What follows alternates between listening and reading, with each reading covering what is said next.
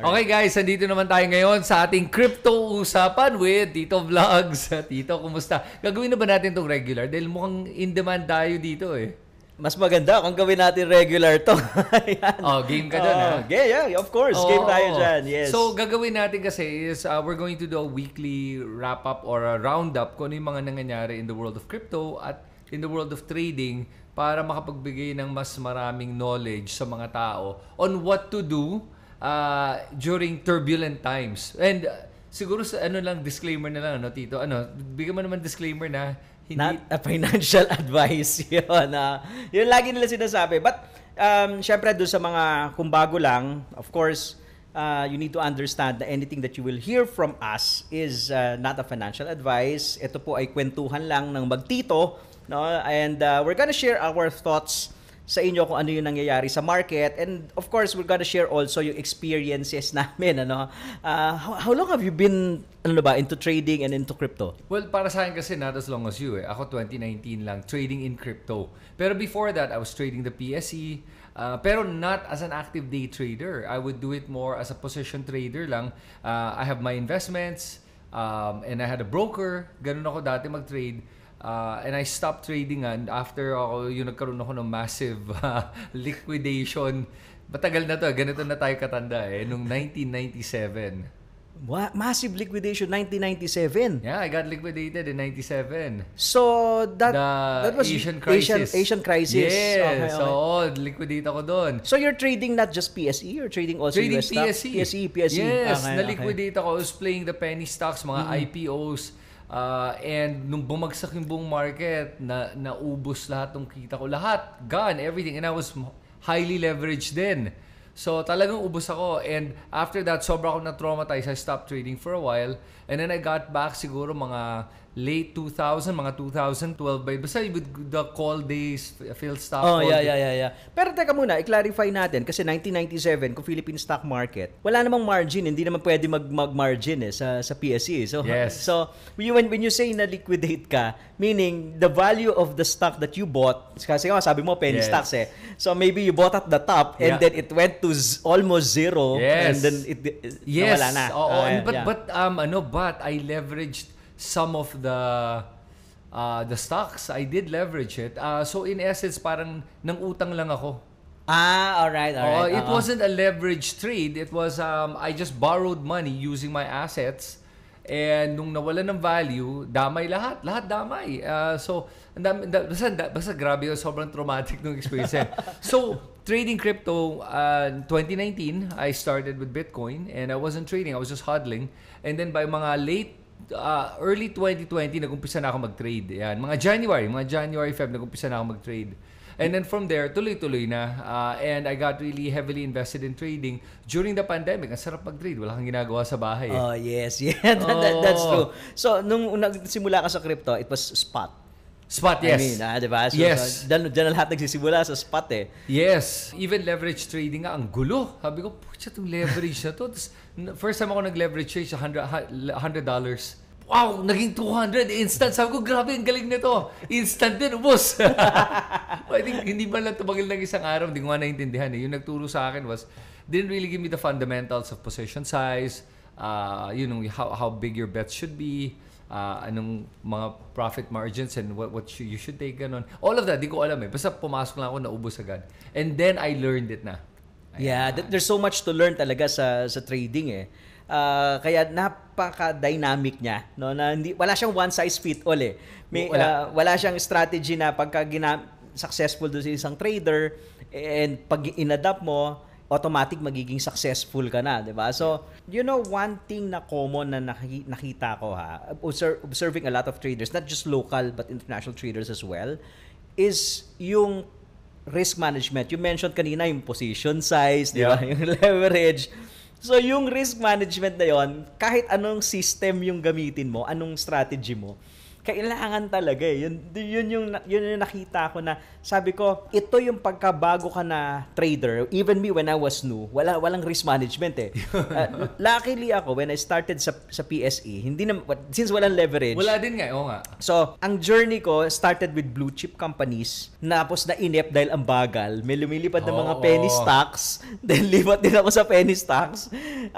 Ang bilis kumita ng pera, pero nung kaduluduluhan, naipit ka rin, no? Yep. You lost money. And then, that's the time that I started studying yung kung paano mag-trade, yung technical analysis ako. And then, napakita sa akin yung crypto, yung Bitcoin. Sabi ko, mukhang okay tong Bitcoin kasi speculative. Nung nasa PSE ako, nahilig ako mag-trade ng mga speculative stocks. Yung mga may kwento na o nagkakaroon ng kwento. Yes. Di ba? Yung mag-i-speculate ka na ito pwede maging 2x, 3x, 5x. So, yun. So, nakita ko yung Bitcoin. Parang medyo match sa akin tong asset na to. Kasi speculative siya. So, yun. Pero hindi ako hindi ako nag-leverage nun. Spot lang talaga. And nung pandemic din 2020, 2021, doon ako nag-start mag-leverage without really understanding it. So, yun. Anong nangyari? Got wiped out also, and then formulated the strategy. Sabi ko nga, kailangan may risk management. Yes. Lahat eh. Kasi sobrang risky ng leverage, no? So, a lot of newbies na nagsisimula sa trading, ang gusto pasok agad leverage. Yes. So, sa akin delikado. Sa akin ngayon nangyari with leverage trades. I was profitable for tuloy-tuloy. I've never had a really bad wipeout until yung was it last year or the year? Remember, binanggit ko to sa iyo na wipeout ako for the first time. Pero for mga 3 years, 4 years hindi ako na wipeout. Except that one last one talaga, doon na talagang yung bagsak sobrang lala na naubos ako. Tapos after that, na-trauma ako ulit. Okay, sandali. Mga 1 to 2 months, 3 months before ako nakabalik ulit sa leverage. Pero ang nagustuhan ko naman sa spot and what I liked about Bitcoin was no matter what, ito na yung nakita ko nga na Bitcoin would always recover and keep going up. Then yung alts ayaw na mag-recover. Kaya umalis ako sa alts. Yeah, that's true, no? Yung cycle na to, it was different talaga from last cycle eh. Yep. Kasi last cycle, alam naman natin, mas konti yung alts before compared ngayon. Tapos makikita mo kasi itong cycle na to, mas more on institutions yung mga pumapasok. Yes. And you know, these institutions, ang pasok nito, hindi naman papasok agad. Beamcoin eh, di ba? Yep. Hindi mapapasok yan sa alts agad eh. Nahuuna yan, syempre, dun sa top layer. So, tawag ko dyan, top-down approach eh. Diba? When you enter a certain market, tignan mo muna ano yung pinakamalaking asset, pinakamalaking market cap, pinakamalaking volume. Kasi pag institution ka, you're going to put in huge sum of money eh, right. Diba? So isipin mo, makaka-exit ba ako dito? Yeah. Diba? So syempre sa meme-coin, hindi sila makaka-exit kung mga so ang unang pasok is Bitcoin because of the ETF and all, no? So that is why naka-focus yung tingin ko this cycle, yung money flow naka-focus kay Bitcoin. Merong ilang mga altcoins na makikita mo.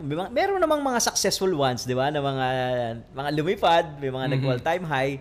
But yung mga tawag ko OGs na altcoins last cycle, karamihan nahirapan talaga. Nag-struggle talaga sila this cycle. As a matter of fact, sige, I'm gonna actually mention the OGs. For example, Ethereum. Today, it's at 2007. 27 now, which is not bad. Pero considering nga, when Bitcoin hit 70,000 in the previous cycle, nasa 4,400 yung Ethereum. Ngayon, Bitcoin's at 109,000 today as of the making of this video. Tapos, Ethereum is only at 2.7. Layo di ba? So, yun yung nakikita kong problem. But at the same time, tama yung sinabi ni Tito, na Ethereum 5 And I think may ETF naman ng Ethereum ngayon at nilalagyan din ng pera ng mga institution ngayon. So it's a matter of time. Kung nakita siguro ng mga ibang institution, parang okay pumasok sa Ethereum ngayon relative to Bitcoin, ang baba niya, at hindi lang yon, meron namang liquidity, big enough market size, safe enough, sige, maglalagay tayo. Even the US, the Trump family is putting money in Ethereum and Solana. So, with those types of people putting in, nagkakaroon ng confidence yung market na, sige, susunod kami dito. So, I think they have a possibility pa rin to really still take off and hit new all-time highs. Yeah, I think yung mga nasa top, no, na continuously may active users, kasi alam naman natin na itong mga to network effect, di ba? Oo. The value increases depende do sa number of users na gumagamit, di ba? So I think yung mga nandun sa top, continuously they're developing, and then active naman, there will come a time na pag si Bitcoin nag-mature na, hindi na masyadong gumagalaw, nalagyan na ng karamihan ng mga fund managers, nandun na funds nila kay Bitcoin. Stable na yan. Stable na yung price. Siyempre, the tendency is to look for the next na may potential, di ba? Na may magandang upside, tapos meron ding enough liquidity and volume para makalabas din sila. So, kailan yon? We still don't know, di ba? We still don't know. Ang challenge ko sa alts na nakikita kasi, since we know na Bitcoin hindi pa talaga fully mature, much more to mga alts, no? Nakita ko na challenge sa altcoins is dahil nga anybody can create an almost similar or a better technology. So nakikita ko, since hindi pa mature yung market, kung merong bago, mas mabilis mag-process ng transaction, mas mura, mas magaling yung marketing, mas magaling yung team, di ba? Mababa pa yung market cap, yung money flow nagpupunta ron. Okay, so yung mga mature, yung mga not mature, yung mga OGs na tokens, since hindi pa naman sila mature, they are OGs but they are not yet mature, some of the holders lumilipat, kumukuha ng konting nagte-take profit, probably yung iba sumusubok doon sa bago, and yung mga bago naman na kakapasok lang sa crypto, sa alts, doon naman naglalagay ng capital. So yun ang nakikita ko. So kaya makikita mo yung nitong cycle na to, yung mga hindi masyadong sikat last cycle, sila naman yung mga nag-akyatan, di ba? Like Sui, for example, di ba? Sui's a big one. May ganun akong theory dito sa altcoins. So until I think siguro makita natin na fully mature si Bitcoin, and then pag fully mature na siya, mag-a-allocate ngayon itong mga institutions papunta ng Ethereum or the top 5 tokens. That's the time na makikita natin na magkakaroon din sila ng money flow. Alam mo, with regards to the altcoins, especially yung mga parang second tier, sabihin natin first tier, yung mga Ethereum, Solana, I'd consider it in the first tier. Second tier natin yung mga Sui, mga ibang layer 2 na blockchains, sabihin natin Optimism, Arbitrum, yung mga ganon. Tingin ko, although I agree with you, na tama, hinahanap nila yung faster, scalable, more secure if ever. Pero at the same time, malaki yung total value locked sa Ethereum. Na matagal na locked, hindi gumagalaw at tumataas pa. Ngayon ang problema kasi nung sabi nating network effect of just a lot of users, for example, Solana, maraming users, pero pag tinignan mo yung users niya, maraming mga meme coin users. Yung mga papitik-pitik lang ng konti-konti lang, pero pag tinignan mo yung total value locked, I'm not sure kung mas malaki bang Solana sa Ethereum eh. I don't checked. Think so ata kasi Ethereum talagang for financial transactions ginagamit Ethereum. Takot ang mga tao sa Solana for financial transactions because of the security issues compared sa Ethereum na talagang secure yan compared to the other alts na nakikita natin. Pero at the same time, tama ka nga, like for example, Sui naman, yun, narinig ko all these mga crypto OGs na sinasabi nga na malaking pinlay silang bet sa Sui ngayon eh. It could be Sui or it could be something else. Yun ang problema. Hindi mo alam yan. Which one. So, maganda dito, just siguro maglagay lang ng konti-konti sa ilan panlaro, pagpusta, parang sige, lagay lang natin, iwan lang natin yan. But not a big amount. Diba? Part of part of the field that na pinasok natin di ba, na kasi nga speculative to so kailangan mo ding tansyahin yung tamang allocation dun sa mga tokens na yan. Speaking of you mentioned kanina yung security. Recently, merong article about proof of reserve. Nag-comment si Michael Saylor. Okay. Sabi niya doon sa article was hindi siya favorable na mag-publish sila ng proof of reserve kasi 'di ba they're buying Bitcoin they are buying bitcoins sa corporate nila. Yes. Sabi niya, hindi siya favorable kasi it's like exposing your wallets, the wallets of your kids, the wallets of your wife, and then hoping that everything will be okay and will be safe, di ba? So sabi niya, medyo parang hindi siya favorable na i-publish yung wallet address. What's your take on that? Ang takot ba niya kasi people will know, for example, wallet yan ni Michael Saylor, alam kung gaano karaming Bitcoin meron niya. Yes, ba yun? yes, oo. Oo nga, malalaman mo kasi sinabi mo, this is my wallet. Parang gano'n na pag proof of reserve, di ba? Pero proof of reserve, does it need to actually identify the person? Kasi yung, for example, sa mga exchange naman, they publish the proof of reserve. Pero yun nga, kasi But exchange... they will know kung sino may-ari Oo, kasi sa exchange, it's just, this is what the exchange holds. Hindi naman sinasabi each one of us at hindi mo din ma-check unless ako mag-publish ako ng sarili ko, di ba? So, naintindihan ko si Michael Saylor dito. Pero at the same time, kung gusto naman ng tao malaman, would they be able to tell kung sino ba may-ari ng wallet? Or not the ownership, pero they know this wallet has X number of Bitcoin. Hindi ko lang alam sino ba may-ari na to. Yes, parang ganun yung mangyayari. But para ang sinasabi kasi is, kasi nga diba, he keeps on raising capital, buying Bitcoin. But sinasabi lang nila na ito yung hawak nilang Bitcoin. But how do we know? Exactly. Kaya some people are saying na, you publish your proof of reserve kasi ano siya, nasa top 10 siya na Bitcoin holder Parang 5% of all, diba? 5% of all crypto na meron siya. Tama, 21 million, 2.1, parang 1 million Bitcoins na ata siya ngayon, Marami na yun Marami na, nasa top 3 yata siya or top 5 Yeah. si Michael Saylor. So, yun ang tinitingnan ng mga speculator. Kasi you have to understand na yung pera na pinambibili niya ng Bitcoin, hindi galing sa pera niya. Hindi naman galing sa, di ba? Galing yan doon sa public na pinag-raisean niya ng capital, nag-increase siya ng number of shares, stock rights offer. Do you know enough about Bitcoin strategy? Alam mo ba? Or not enough? Not enough. Okay, sige. On the next episode we're gonna dive deeper into this. Kasi interesting tong topic na to. Kasi may mga nagsasabi din. Ako isa ko sa mga natatakot kay Michael Saylor kasi ang dami niya sobrang binibiling Bitcoin. Ang kinatatakutan ko, paano kung biglang mag-crash to a certain point na kailangan niyang biglang nag-redeem yung mga bumili o nagpautang sa kanya ng pera. I don't know the structure and how it works, and I think it's something we should look into para makita natin how safe this strategy is of Michael Saylor and for his company's strategy.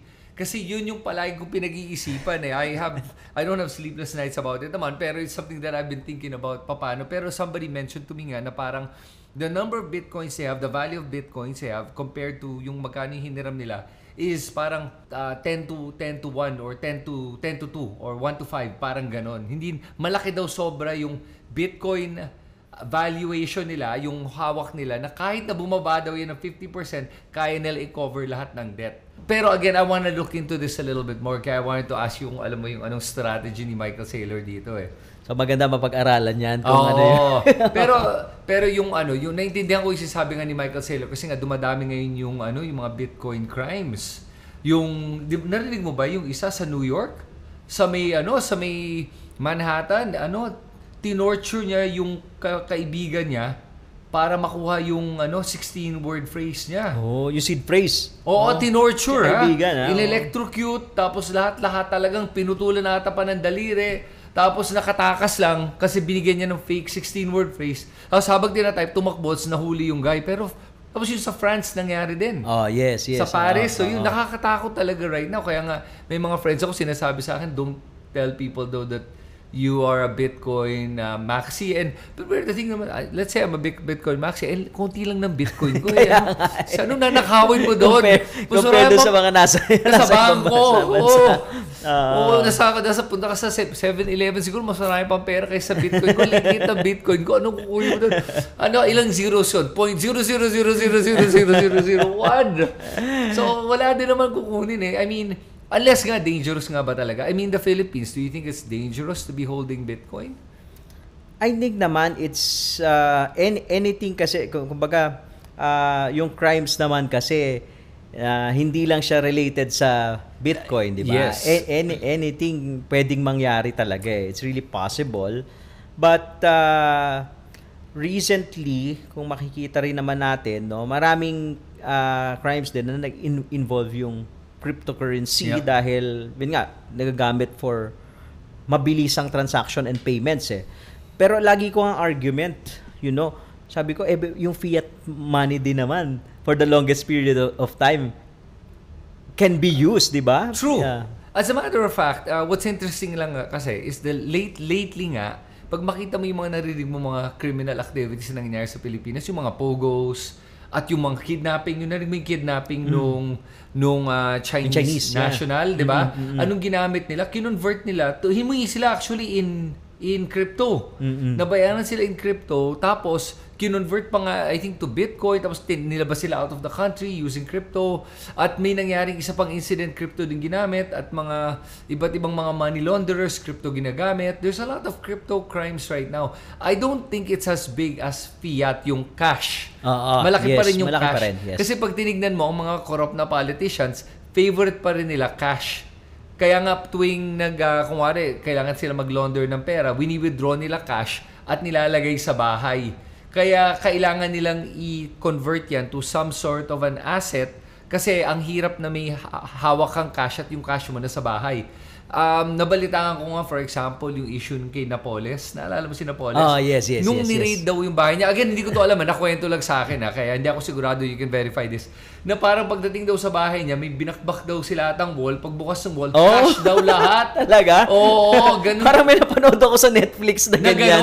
Baka nga nakwento niya through Netflix. Ewan ko, totoo to. Pero, but I'm not surprised because nga may mga kakilala ako that's involved with government, whether they're contractors or they have contracts with the government, na I have seen with my own eyes.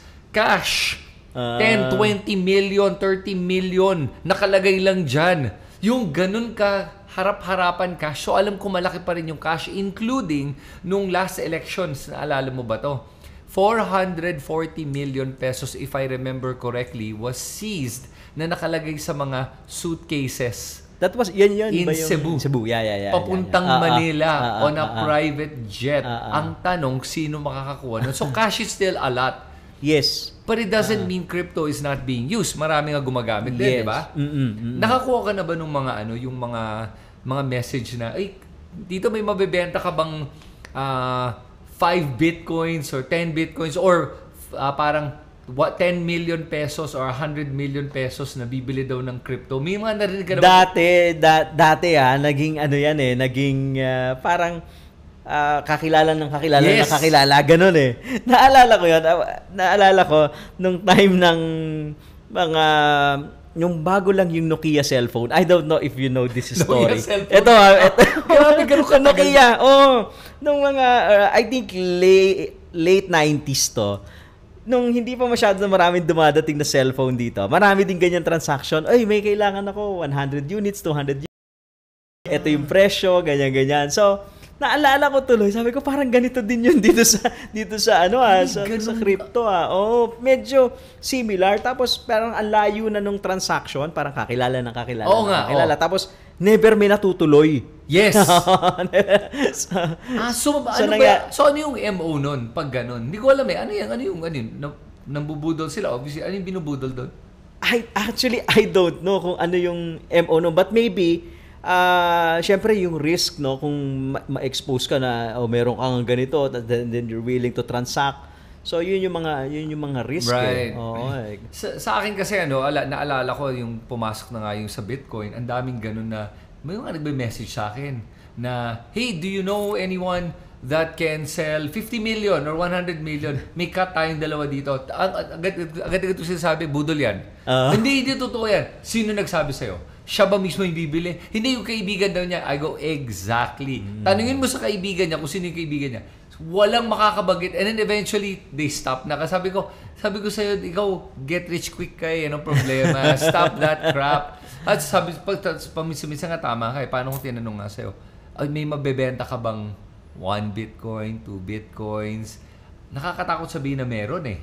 Kasi sabihin ko, meron naman sa exchange. So ka bumili. Ba't ayaw mo bumili sa exchange? Kaya ba nila? Kayang-kaya yan. Bumili ka 10, kaya nila yun. Bakit? Or mag-OTC ka. Ay, hindi pwede. Kailangan cash. Kahit na cash, kaya ng OTC yan. Mas okay pa nga sa OTC yan eh. Over the counter. Meaning ito yung mga VASP. Dati, mga may VASP license na talagang kaya nilang tanggapin yan legally. Walang problema, kaya nakakaduda yung mga ganun eh. Oo. Medyo risky yun. Yes, risky nga yun eh. So, kaya nga sa akin yung mga paggamit ng Bitcoin ngayon sa mga crimes siguro ay kailangan lang ingat-ingatan mo kung ano yung mga transaction na pinapasukan mo. That's true. True. Lagi pa rin kasi marami lalo na ngayon na Bitcoin is trading at 100,000, 'di ba? Pagka yan mas tumaas pa, umingay pa sa mainstream media, social media, lalo na naman dadami yung mga scams. Yes. I mean, marami na ngang scams in crypto ngayon eh. 'Di ba yung mga the usual, I will invest you want to invest in Bitcoin. 'Di ba maraming gumagamit ng pangalan mo? Maraming gumagamit ng pangalan ko. Oh my God, may kakilala ako na follower ko na recently lang nag-message sa akin, Chris, bakit mo ko binlock? I'm like, nagtanong lang naman ako kung kumusta na yung trade. Sabi ko, ate, hindi po ako yun. Na-scam po ko. Pinadala niya yung screenshot. Nawalan siya ng parang 300,000. Sabi ko, wow! Sabi ko, ate, ba't binigay mo 300,000 mo? Kasi sinabi mo, bigay ko. Sabi ko, pinakita niya yung kung saan pinadala. Sabi ko, pangalan ko ba yung nasa account na? Hindi ko pangalan niya. Ba't mo pinadala dyan? Kasi kala ko ikaw yun eh. Sabi ko, ate, ingat ka pala. Sabi ko, please mag-ingat po. Ay, sige po. Tapos sabi niya, sige po, sorry po. Tapos pakireport na lang. And that is a common story of using names, our names, then depositing to another account. May isa nga nakita ko, GCash. Hindi ko man lang pangalan yung pinadala niya sa GCash. What can we do? I mean, pag ni-report naman sa Facebook, hindi sila mabilis kumilos eh. That's true, no? Yun ang isa. I think kailangan talaga yung awareness and education. Hindi lang kumbaga sa mundo ng crypto, but in general kasi medyo yung topic ng mga scams, hindi siya masyadong napag-uusapan. So, not just in news, di ba? Kasi halimbawa, pag nanood ka ng news, aside from politics na laging topic and showbiz, may mga crimes na pinag-uusapan dyan, yung mga petty crimes na, di ba? Hold up and all. Pero, konti yung mapag-uusapan dyan na ito about scam. So, that's news. Yung mga everyday na pinapanood natin, for example, mahilig ka manood ng teleserye, mahilig ka manood ng Netflix, kukonti din yung mga topics about the scam. Talk show, di ba? Kukonti din yung mga topics about scams. So, I think kailangan mas dumami yung mga ganong klase ng topic, not just interviewing somebody who got scammed, diba? But really sharing information and educating the public na may mga ganitong modus. Diba? Kasi kung halimbawa, for example, in a show, in a talk show, diba? Napag-usapan na may ganitong klase na modus, ganyan-ganyan. Tapos nanood ka ng teleserye.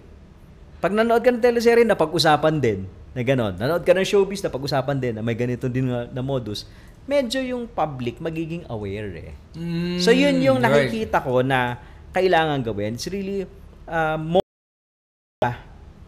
public na nakikita nila sa mainstream media, social media. Right, okay. And ang sinabi mo nga, the higher Bitcoin gets, the more magkakaroon ng awareness about it, di ba? Okay, tanong ko sa'yo, ako naman ang magbabanat dito. Di ba ikaw yung nag-exit nung Uy, may mga nag-criticize sa'yo na nag-exit ka. Oo. Talagang nakita ko yung mga comments parang si Tito, ano ka naman daw, bearish ka naman daw, ganyan. And ngayon, we're at 109. We are at an all-time high. Nag-111. I mean, we're right there in that level now eh. Where do you see na this Bitcoin going right now? Ano na? 0? Hindi, joke lang. Talagang pinanindigan na yung bearish No. Please don't get me wrong, no? So, eto Chris, ang importante. One thing that I learned, no, for the past 17 years na pagtatrade ko, pains and gains, no, sa experience ko. One thing na natutunan ko is to execute yung plan. Okay. So, yun ang pinaka-importante sa akin So, kasi, kung hindi mo i-execute yung plano mo, in the end, even if you win, you still feel parang talo ka Kasi nga, hindi, Tas it's not a good habit Yes. na always violating your plan. So what I just did was to execute my plan, which ginawa ko siya last bear market noong 2022.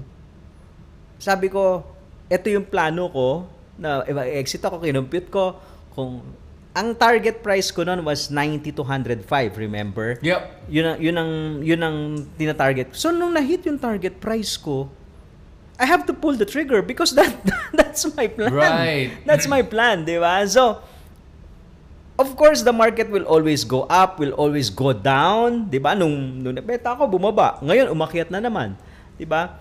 So, you can never really time the top and time the bottom ng market.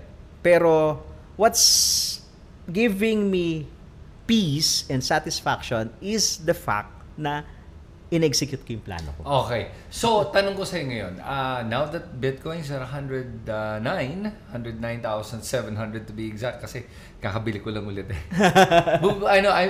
Again, for those that don't know, kasi I trade portions of my Bitcoin. Dahil kay Tito, tinatrade ko yung small portion lang naman of my small portion. Dati kasi, complete hodler ako ng Bitcoin. Ngayon, instead of trading alts kasi, I trade Bitcoin now. Oh, yeah. Kasi mas maganda i-trade ang Bitcoin. No? Kasi di ba at one point, I was trading ETH BTC. Ano nangyari sa ETH? Naiwan yung ETH ko. Nagaling BTC, kinonvert ko. Which I bought at, is it 0.5 or 0.05? Na ngayon 0.02 na lang or something ridiculously talaga layo. I'm like, wow. So ang tanong ko is, are you back in Bitcoin? Not yet. Hindi ka bumili nung bumagsak siya to 97 nung isang araw? I bought some, but not the 97 level. I bought some, meron akong pinila na konti na tinamaan dun sa 80s, 70s area. Oh, yeah. But I sold din agad eh. So, kasi ganito yan eh. Yung position play ko was done already. Kasi yung position play ko is, my plan was to buy on bear market and sell on bull market. Okay? So, that's why I started buying noong 2022, nung bear market tayo, mababa yung price. And I started selling nung bull market na. Late last year lang, nung naupo si Donald Trump. So, I started selling while it's going up. So, pag position trade, hindi pa ako bumibili ulit. Kasi, inaantay ko ulit yung bear market. Okay. Kailan magbe-bear market? I don't know. Maybe 2026. Maybe wala nang bear market. I don't know. Diba? But, hindi naman walang bear market. Cycle kasi yan eh. So, laging meron. Laging meron eh. So, yung position play, definitely wala. The last time that I bought ng 80s and 70s nung nag-dip nun, was just a small portion for a swing play. Yes. Okay? So, naka-divide yung portfolio ko ng ganun eh. Ito pang swing ko lang to. Ito pang position ko to. Ito pang active trading ko to na portion. Para hindi ko siya nahalo-halo. Kasi, nangyari sa akin kasi last time, nag-rumble-rumble yung portfolio. Diba? Tapos hindi mo na maintindihan. Ang daming altcoins. Walang nangyari. So, kaya ngayon, last cycle, sabi ko, dapat maging mas structured yung portfolio ko. Na pag position, ito yung allotted capital ko for position. Pag swing, ito lang yung allotted capital ko. Pag active trading, day trading, ito lang yung allotted capital ko. Okay. Pag yan naubos, okay lang. Pero yung position ko, yun yung, kasi sa position trading, dito yung natutunan ko, from the stock market days pa to eh. Mas malaki yung chance mo na makakuha ng life-changing gains. Meaning, the big gains are in the position trading. Eh. Yes. Diba? Yung bumibili ka pag when the price is low and you sell when the price is high. Okay? So, ngayon, you don't want na meron akong portfolio ng position trading, nag-take profit ako. Dati kasi ginawa ko to. Take profit ako, di ba? Position trading. Tapos, yung buong portfolio, sinatry ko siya i-swing. So, ano nangyayari? Siyempre, pag nagsuswing ka, may risky yan eh. Kasi you're trading actively.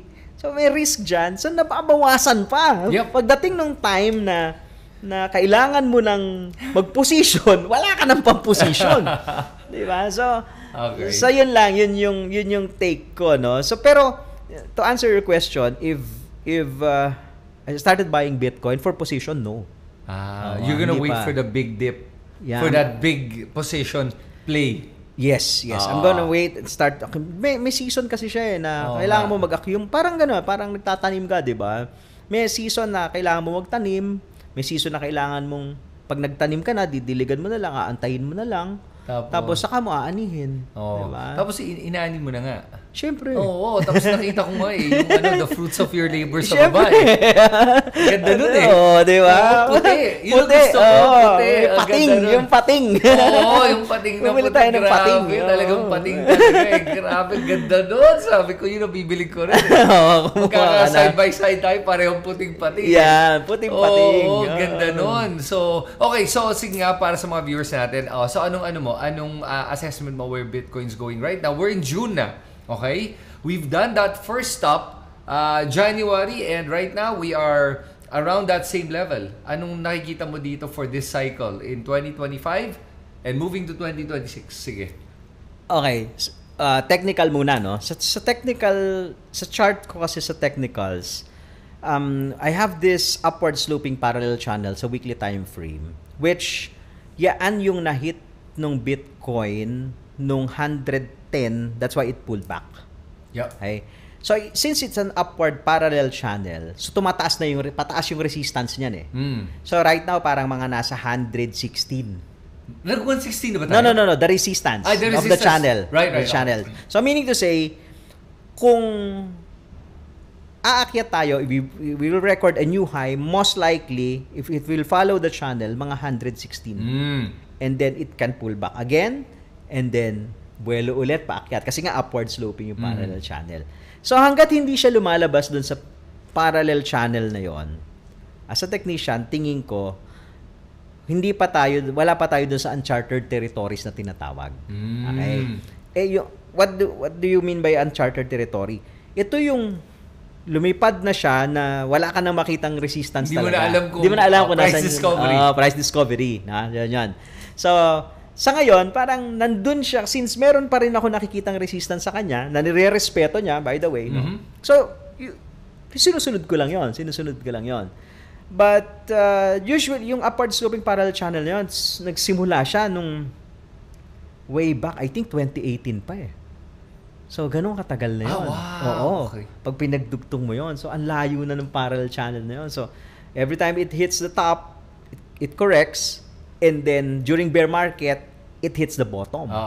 Okay? So, alam mo na kung saan ako mag-aabang. Siyempre, sa ilalim ng channel. So, that's my guide That's my guide. Until it's broken, maybe broken down or broken pataas, hahanap na naman ako ng area kung saan ako pwedeng pumasok. So, that's the technical side. Ngayon, on the macro, institutional side, nakikita natin corporate adoption muna. No? Okay. Nakikita natin ngayon is yung mga corporations, not just in America, but in Asia, in countries like Japan, in Europe also, na ginagawa na nila yung sailor style no strategy style di ba? Yep. So naglalagay na sila ng Bitcoin sa treasury nila. And it's just a matter of time until majority of these companies will realize na it's still early. Pwede pa kami na pumasok sa Bitcoin and put it in our treasury. Okay? So ngayon, ang tanong, tayo ba mga retailers ay late na for that? I think ang maganda kasi sa Bitcoin, nauna tayo mga retailers Yes. Remember, bago inaccept ng corporate, bago inaccept ng institution yan, retailers way back, ako 2018 yung una kong Bitcoin na nabili.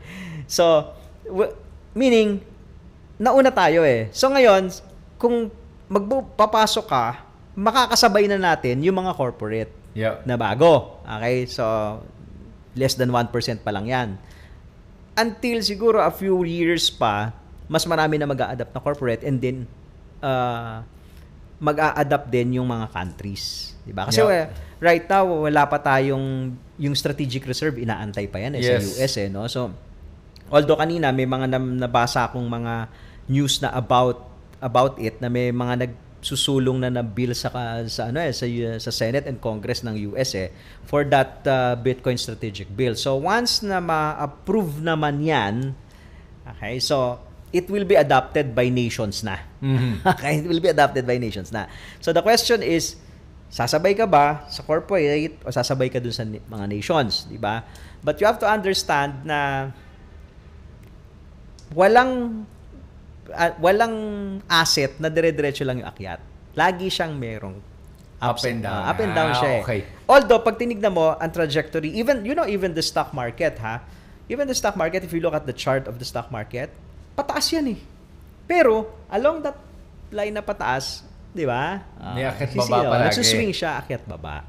So, and pag naaral mo yun, hindi ka kakabahan eh. Hindi ka katulad ko, di ba? Di ba kakabahan na maiiwan ka, aakyat na ba? Hindi, kasi alam ko at some point, it will still go down to the level that I'm comfortable of buying. Okay. So, tingin mo ba na for 2025, we have ways to go pa?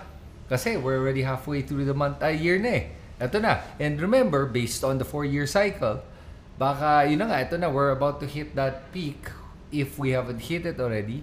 And then 2026, pwedeng, ayan na yung massive downtrend ng market.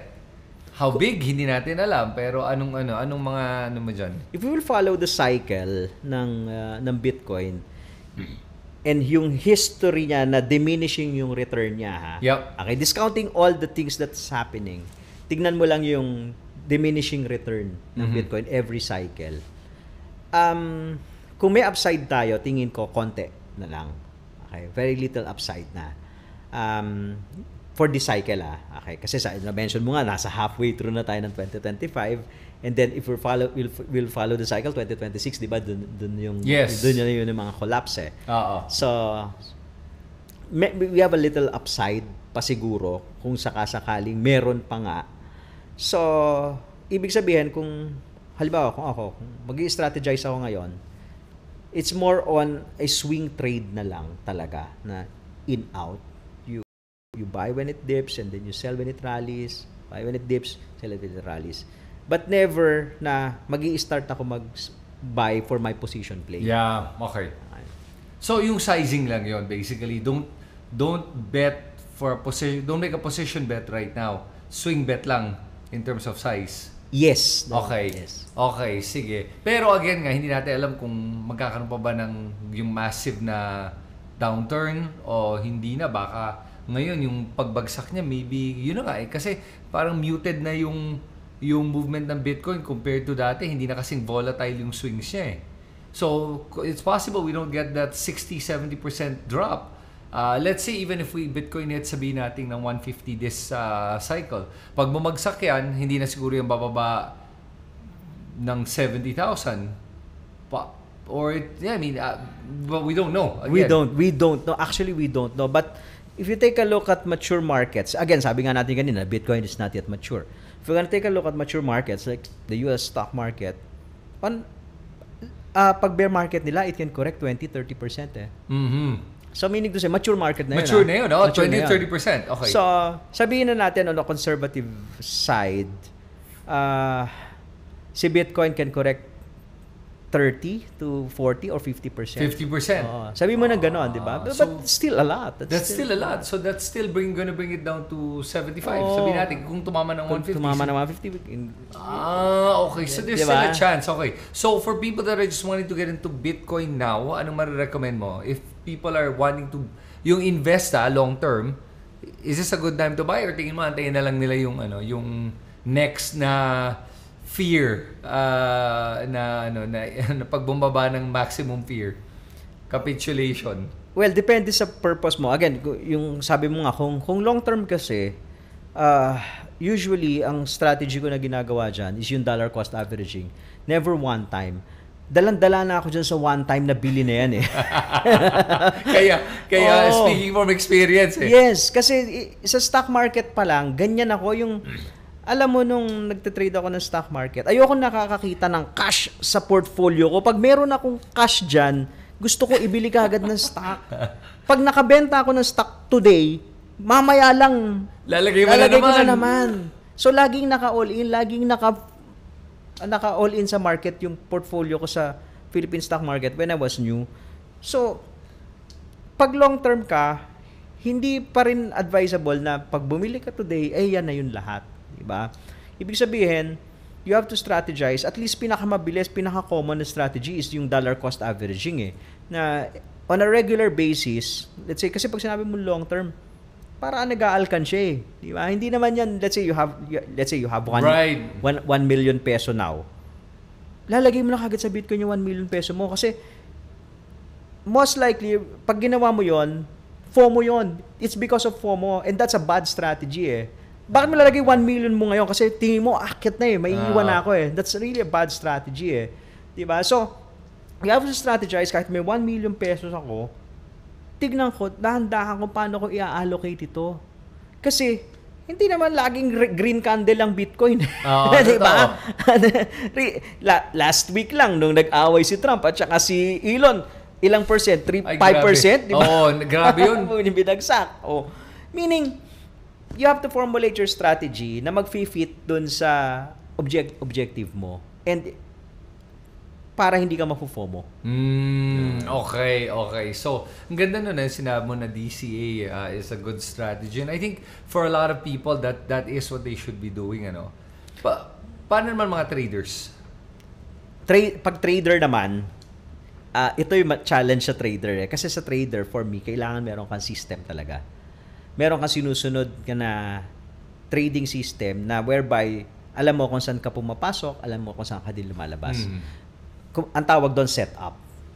Na pag wala yung setup na yon, you don't just buy anywhere else in the market na nakita mo umaakyat and then you just cut loss and sell na nakita mo bumababa na, natatakot ka, etc. So, lagi mong inaantay yung setup na yon. So, ang next kasi sa long term, for me na much easier compared to day trading is the swing trading. So, yung swing trading naman is pwede kang pumili ng certain period na whereby, let's say for example, you're gonna take a look at the weekly or daily chart. Hahanapin mo lang yung trend.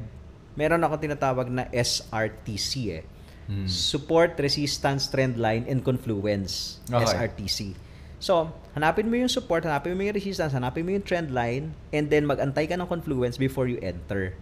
So, any time frame pwede mong gamitin yan. So, if you want to do swing trading, you look at the higher time frame, minimum 1 day time frame, and then look for the support, resistance, trend line, and then bababa ka ngayon sa lower time frame, like 15 minute, 1 hour, to look for your entries. Nang may mga confluences. Okay. So, usually, may mga kaibigan ako na kahit sa PSE until now, nagsuswing trade They can make a return na siguro mga 30-40% a year, mga 4 na balik. 4 lang? 4 balik lang yan. Wow! 4 na balik lang yan. Sa PSE yan, PSE pa yan. PSE, which PSE? Ang bagal nung galon. Bagal pa yon. Ang bagal pa yon. So, pwede talaga siya. Pagka magsuswing trade ka, kaaralin mo lang talaga yung galaw ng market and you have to patiently wait dun sa setup Kasi pagka yung tinignan mo yung longer time frame, days and weeks talaga bago tamaan yun. Bago bumalik yun dun. Days and weeks. Oo. Always. Always. Oo. So, kailangan mo mag-antay. So, yun yung second. Tapos, pagbago, hindi advisable for me na mag-day trading yung super short term. Kasi pag bago ka, you don't have the experience. Madalas, ma-experience mo yung market talaga na hindi maganda. So, most of the time, yung mga nagde-day trade na bago are probably here just to experience the market. Ano ba yung galaw ng market? So, para lang hindi magkamali, if you want to do day trading, short-term trades, use a small amount of capital or use a demo account. Diba? Kasi, pag nag-day trade ka, sobrang stressful yan Especially pag leverage. Especially pag leverage, avoid leverage kapag bago. Especially pag leverage. Especially pag leverage. Kailangan dyan, pagka mag-short-term trade ka, very established na yung system mo, meron ka ng certain level of self-discipline sa sarili mo para magawa mo siya para maging consistently profitable ka sa market. But it's really rewarding pag nagawa mo siya, but it takes experience Hindi siya yung 1 year ka pa lang tapos i-expect mo magaling ka na, 'di ba? 'Di ba? Minsan iba nga 1 week pa lang gusto magaling na kagad. Yes. Walang ganun Yeah. Kadalasan doon ka nga nasusunog Yung pag sobrang dami kang success at the start, you feel invincible, ayan na. That's when you get caught by the system and then bam, you're out. Tapos it takes you a while bago to get over the trauma and then go back into it So yes, oo. Okay, so sige, so let's wrap it up with this. Anong mga ano na tayo? What can we expect moving forward for this week? What anything you want to give to our viewers? All right, tonight we'll have a CPI data na Yes, ilalabas. Nakita ko nga yun By the way, yung last week was the non-farm payroll. That was last Friday na nilabas. Ito yung jobs report ng US and pretty much maganda yung jobs report nila. And then tonight CPI data naman, Wednesday tonight, CPI data naman yung ilalabas nila. Okay. So, what to expect? So, usually, pagka may mga ganitong mga high-impact news, mataas yung volatility. Okay. Mataas yung volatility. So, after this, June, I think, merong rate cut na or rate decision kung magtataas or kung magbababa ba sila or magre-retain. Definitely hindi naman pa nag-uusapan yung pagtaas But I think malaking factor yung jobs report last Friday and definitely yung CPI medyo close na yan. That's too close for the rate decision for the interest rate decision. Pero yung Friday na data, pwede ma-consider yun ng Federal Reserve kung sila ba ay magre-retain ng interest rate or magka-cut sila. A lot of people wants to cut even Donald Trump wants to cut. So that's something na aabangan natin But ito yung nakita ko kay Bitcoin na-observe ko. Even nung kainitan nung tariff war ni Trump and ng China nakita ko yung resiliency ni Bitcoin in a way na hindi siya may times na hindi na siya sumasabay sa pagbaba naging steady siya So medyo tumatapang na to kasi dati konting bumababa kagad So it's like saying na parang yung mga comments si Trump na regarding tariff ngayon medyo na parang factored in na. Tingin mo ba na kasi yun nangyari sa stock market, naalala ko yun they had to pull a circuit breaker several times para lang hindi mag-total collapse. Yet Bitcoin without circuit breakers on its own actually went asymmetric to the stock market. Kaya tama yung sinabi mo dito. Pero ngayon with the CPI report coming in, and do you think ba na-factor in na ng mga traders to at ng mga institutions to? Or do you think hindi pa na-factor in it could affect the price negatively kung hindi dumating yung favorable na results? Kasi nga, pag tinignan mo, mukhang mataas tong CPI. Kasi it's been going down for the last few months. Ngayon parang baka pareho lang o baka mas mataas. Yun ang sinasabi nila, yun ang expectation because it's expected. Do you think it's factored in na? Or tingin mo hindi pa rin factored in and it will still affect the price negatively? Yung galaw ni Bitcoin in yung recent na galaw ni Bitcoin, na breakout tayo Monday, di ba? Tapos CPI tayo ng Wednesday. Most likely, it's already factored in kasi gumalaw na yung price before that, before the news. So, what usually happens pagka ganyan, possible lang naman na magkaroon ka ng sell-on news, di ba? Kasi nauna na siyang gumalaw before the news. So, that's one. So, but itong mga to kasi, every month may data na ganyan Yes. Di ba? May data na ganyan So, you have to just look for yung longer time frame para makita mo ano yung direction. So, usually ako, kasi ako I trade actively I trade gold actively. Pagka may mga ganitong news, iwas ako. Hindi ako nagte-trade. So, hindi ka nagte-trade today? Nang gabi. kanina nakatapos ako bago ako pumunta rito sa'yo. Naka-close ako ng isang magandang trade Ganun lang ako. it's my happiness na mag-strategize, magplano, and then execute it. Kasi part yun Chris, no, na nakita ko na to develop a habit, kailangan gawin mo siya. Yes. 'Di ba? So, kung wala kang susundin na nagagawin everyday, hindi mo siya gagawin everyday, hindi mo magiging habit So ako, that's why I'm day trading a small portion of my capital. Kasi I like making plans and executing my plans.